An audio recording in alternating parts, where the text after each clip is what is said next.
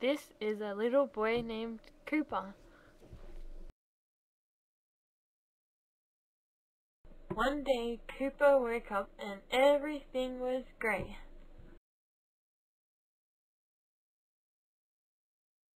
His bed was grey, his rug was grey, his wall was grey, even he was grey. The boy couldn't believe his eyes.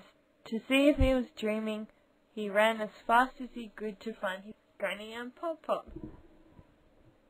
When he found Granny and Pop-Pop, they were grey too. The little boy says to his Granny and Pop-Pop, "Everything is grey, what do we do?" Pop-Pop replies, "You should find out where all the colour went." Little boy said, "Okay, I will find the colour," and he heads out the front door. Granny shouts, "Be careful!" So the little boy's adventure began. He only just made it onto the street when he saw a rainbow trail. He thought to himself, "I bet if I follow this trail I'll find out where all the colour went."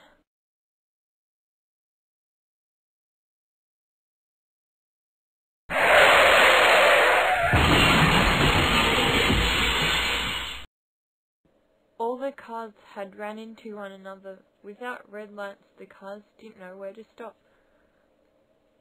The boy thought, "This is terrible, I have to get the colour back soon." The rainbow trail led into the park, except the park didn't have any trees, plants or grass anymore. There was just a very sad park ranger. The ranger sobbed, "All the plants have died because the sun has turned grey." Chester has picked up a dead flower and thought, "This is getting worse and worse." After all this walking, Chester started to get a little bit hungry. As luck would have it, the rainbow trail went straight past his favourite bakery. He couldn't wait to bite into his favourite cupcake with strawberry icing. Oh no, the bakery was closed down. A sign on the window read, "Due to the lack of pink, Gwenda's bakery can no longer make its famous icing." With a rumbling tummy, Chester marched off to find the colour pink.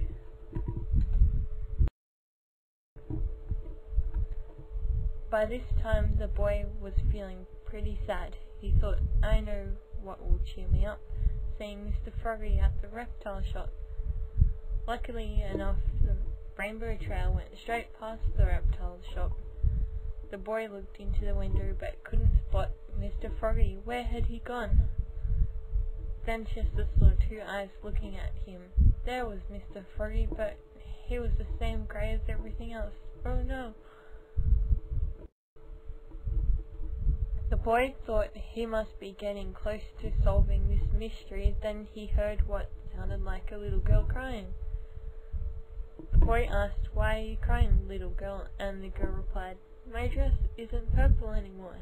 Don't worry, I will bring all the colour back as soon as I've solved the mystery." The rainbow trail went straight through the town basketball court, his favourite game, but all the kids were sitting on the side of the court instead of playing. The very tall boy said, "We can't find our orange basketballs," and the boy said, "Don't worry, I will bring all the colour back as soon as I've solved the mystery."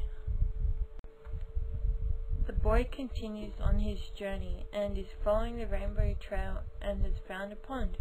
Oh no, the fish have jumped out of the pond because they couldn't see where they were going in the grey water. By this time, the boy was getting really tired. He was almost ready to go home when he saw the end of the rainbow trail. And what was there? A rainbow-coloured elephant. The boy asked the elephant, "Why aren't you grey like everything else?" And the elephant replied, "I sucked up all the colour with my trunk so I didn't have to be boring grey." And the boy said, "That's not fair. All the cars are crashing, all the plants are dying. I can't get my favourite cupcakes. I can't find Mr. Froggy. The little girl down the street is sad. boys can't play basketball and the fish are out of the pond. The elephant said, "That's terrible. I've caused so much trouble, but if I returned all the colours, I'll still be grey." Then the boy had an idea. "The whole town will come and dress you up in bright colours so you can be colourful too." So Mr. Elephant returned all the colours to the town, and everyone made Mr. Elephant a bright costume.